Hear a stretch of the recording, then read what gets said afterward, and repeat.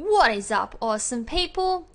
Okay, so I'm bringing you today a single battle that happened on our recent live stream over on Pip Knight's channel, and this one was up against Haider YT, which I'm assuming is YouTube. So I'm assuming with the YouTube at the end of his name, I'm assuming he's a YouTuber. I'm sorry I didn't actually catch your YouTube name. If you comment below, please let me know and I'll put your name in the description and a link to your channel as well. But anyways, as I said, this was from our recent live stream, and as you can tell from my team, this is my recently new team. So I'll just go through the pokes. On his side, he's got Infernape, Dragonite, Avalugg, Rhydon, Ninetales, and Carbink. And on my side, I've got Levany, Honchkrow, Bufflin, Swampert, Venomoth, and Mantine. So as I said, I'm trying out a completely new team here. Wasn't quite sure what to expect from this team. I hadn't done any practice battles with them before, so it was up in the air of how well this team was going to go. Alright, so the first impressions on this battle was, Infernape and Dragonite, definitely OU Pokemon, so I was a little bit nervous about that again. Rhydon, definitely Everlight. Ninetales, I'm expecting Drought. Carbink, the usual offensive wall, maybe Toxic Stall, maybe Skill Swap after encountering one Skill Swap before. Avalugg, definitely defensive wall, definitely one to look out for.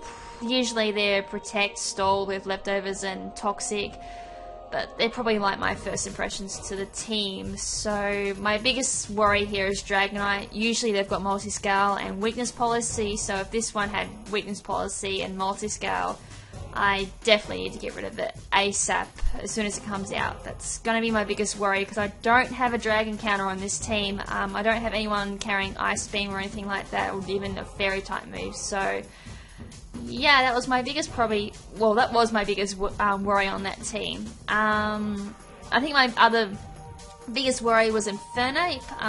Quite a fast sweeper, both physically, especially, and a mixed sweeper. So I didn't quite know what to expect there on that one. So a lot of things were up in the air about this one. I'm pretty sure I know what the Rhydon set is. It's usually Everlight with Earthquake, Stone Edge, the usual stuff you see on Everlight Rhydon. And as I said, it's probably a Screener, Carbink, probably a Toxic Stall. Could be anything on Carbink. I'm still learning what the cliche Carbink for OU is. But anyways, let's quit the dribble jabble and let's get this battle underway. So this was actually a really interesting battle. I will admit I made quite a lot of mistakes in this battle, and then again, who would? You'd make quite a lot of mistakes at 3 AM in the morning. But anyways, he leads with a Carbink, and I'm going to leave my Levany here. Alright, so I'm going to start up with the Sticky Web here to just lower the speed on Ollie's side. And of course he goes for the Stealth Rock, so that's kind of like the cliched starting here for a lead Carbink. I set up the light screen here with Levany just to raise my ally's special defense, and he goes for the Toxic, so this is a Toxic stalling Carbink from what I can see. So now my Levany is badly poisoned, so that really doesn't bother me whatsoever. This is a Focus Sash, speedy Levany. Its real main purpose is to set up Sticky Web and then just die, and that's all I care about, is just setting up the Sticky Web. And if I can, just set up the screens and its final move being Leaf Storm. Alright, so he sets up the Trick Room, so that's pretty interesting. It's a Trick Room, Carbink with Toxic, Stealth Rock, so it's quite a utility Carbink. Once it's done all that, it goes out and setting the next poke, which is Avalugg, called Sit On Me, which is actually a pretty cool nickname for it too. So I go for the Leaf Storm here because when you see an Avalugg, you hit it specially rather than defensively, since it's got like a whopping, I think, nearly 400 defense anyway, and the special defense is just terrible. And this is a cursed set Avalugg, which is kind of scary since it's already got monstrous defense. So it's going to be raising its attack, defense, and lowering its speed, which really doesn't matter because this thing's got no speed whatsoever. So I'm just going to hit it again with Leaf Storm. I really just wanted to kill off my Levany here, so another -2 there on my special attack. I'm currently on -4 there. More poison damage there, so he's just setting up the curses here, just getting all that chance to set up, which probably was a bad move on my part because this thing's going to get really tanky. And I don't think I've got too many special attackers on my team, which is not good. Alright, so I bring him down to the red at least, so I'm down at -6 now for my special attack. More poison damage there, bringing me down to the red, and my light screen wears off. So, unfortunately, I forgot Avalog's got recover, so that was another bad play on my part. So, it gets most of its health back. I at least get my light screen back up since that went down, but unfortunately, as this turn ends, my leveling is going to go down, and so is my reflex. So, I'm not going to have any defense walls up or anything, which isn't exactly putting me in a great spot already. So as I said, the reflect goes down and the twisted dimensions also end as well, which means my Bufflint will outspeed Avalog because no Trick Room, which means since those curses I will outspeed. But unfortunately I played a dumb part. This is a physical attacker, and since he's got the curses up, it's going to deal absolutely no damage. So I go down to 20 HP there from Avalanche. And I just missed out on the crit there. He goes for the cover because he's just playing it really safe there. So he gets his health back yet again, which is kind of annoying. I go for Stone Edge yet again, so by some lucky miracle I'm still hitting, which is amazing. He sets up another curse there, so I'm not quite sure. He probably would have been playing a little bit safer to attack me there and take up my Bufflint. But he goes for another curse anyway, another +1 on his attack, defense, -1 on speed. And I just missed out on the KO yet again. Really, I'm just going here for the crit. That's really what I need, just to cancel out those defense boosts. So, recover yet again to bring up his health. Light screen wears off. And Stone Edge yet again. Bang! And that is a lucky crit. My god, that's what I wanted, and I got it. So, that Avalog goes down to a very lucky crit. If I didn't get that crit, I probably would have been swept by that thing. So this Carbink comes back on the field. I just leave Bufflint in for the fodder, go for the struggle, and just take out my Bufflint. So Bufflint goes down, but Bufflint did an excellent job there with the Stone Edge. And with that Carbink goes for Toxic. It misses because there's no target, and the lefty recovers there on Carbink. So, okay, so that's an alright start, I suppose. So I send out my Mantine. It's very similar to, well, actually, it's the same set as Pimp Knight runs. I go for the Scald here, trying for the burn. It does some nice damage there to Carbink. Crit as well. And unfortunately, no burn there. Carbink goes for the Toxic, so it's going to poison me yet again. Probably set up the Trick Room again and get out of there. But I think before it goes down, I may kill it. May just miss out on the KO, depending on how much damage I deal. Right, so leftovers there on Carbink. More poison there on my Mantine. Alright, so I go for the Scald, outspeeding the Carbink. Hopefully this takes it out. Yes, it does. So that Carbink goes down, which is great, because that's probably a big threat to my team with that Trick Room, Toxic, and whatever, since it's a big monstrous wall. Alrighty, so it's smooth sailing here, thank God. Alright, so more poison damage there to my Mantine, and he sends out Fatty the Dragonite. What an insulting name for Dragonite. Alright, so this is where I start getting really scared. So I set up the Confuse Ray. Hopefully it'll hit itself in confusion and I can just start scolding away there. He does hit himself in confusion, so that's great. That's going to break the multi-scale there. I get the lefty recovery there on Mantine, and I'm going to get some more poison damage there as well. Alright, so I'm going to go for the Scald yet again, trying to burn this, and it's doing bugger all damage, so of course, but like I said, still no burn, and that's ultimately what I'm going for. He goes for the Thunder Punch, which completely threw me off guard since that is a 5th Gen tutor move, I'm pretty sure. So I wasn't expecting that at all, and Mantine unfortunately goes down, so really bad predicting there on my part. Really did hurt me there. So I send in Swampert, and he sends out Dragonite, probably expecting the Ice Beam or a Stone Edge from my Swampert. He sends in to Rhydon, gets caught in the sticky web, and lowers its speed by 1 stage. I do go for the Scald here. That was my ultimate goal, was to burn it, of course, and that does take the Rhydon out in one go. So that was great. There goes probably an Everlight Rhydon, which is going to get rid of a lot of problems. Right, so let's recover there on my Swampert. I nearly called it Mudkip because of the nickname. Oopsies. Anyways, he sends out his Dragonite yet again, and he goes for the Power Up Punch. So that's not good. So it's going to raise his attack by 1 stage. I really do need the burn here. So I get the Scald off there, and no burn yet again. That's really annoying. Oh.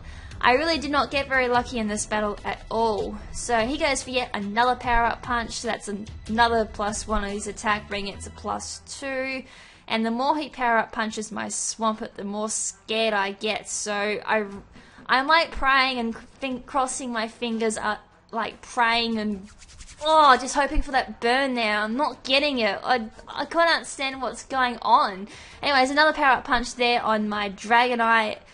On his Dragonite, sorry. Another Scald there, and still no burn.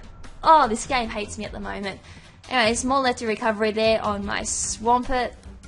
So another power-up punch there on Dragonite, and that's starting to deal a lot of damage there. So I think it's at like +4 or something.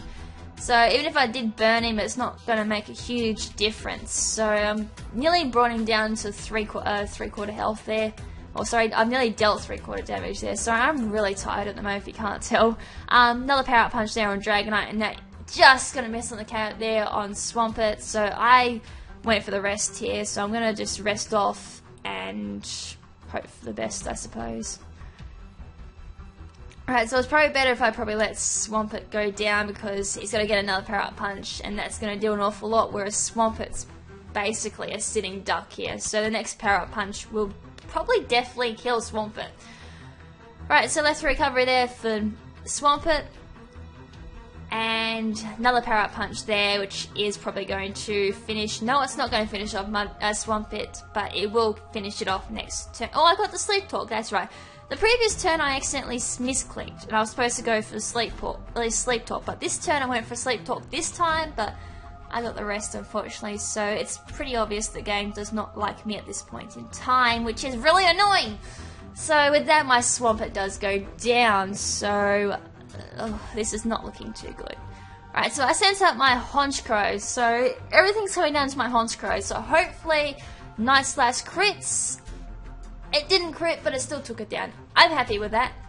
Alright, and with that, my Moxie does activate on Honchkrow, raising its attack by +1. So now I'm a bit more of a confident position here. So Ninetales gets caught in a sticky web, lowering its speed by -1. It does have the Drought ability, so the sunlight does turn harsh. I go for Night Slash here, thinking it'll probably come close to killing it, but unfortunately it doesn't. Does 3/4 damage there. Ninetales goes to Will-O-Wisp there, burning my Honchkrow, so great. Gets the left recovery there, so it's a bulky Ninetales. So if it wasn't a bulky Ninetales and a sweeping Ninetales, that Night Slash probably would have killed it. So I go for the Night Slash, just miss out on the KO there. Ninetales goes to the Fire Blast, and that is just gonna cook my Honchkrow. So unfortunately Honchkrow does go down, but it did a marvellous job of taking down that Dragonite. So more lefty recovery there for my for his Ninetales. Alright, so I'm going to send out Venomoth. So come on Venomoth, bring me some luck. So I go for the Sludge Bomb here on Ninetales, taking that Ninetales out. So I think it's down to 1-1 now. So this final turn decides the match. So his last Pokemon is Infernape. So I know Infernape has absolutely terrible defenses, so Sludge Bomb is probably going to come close to maybe killing it.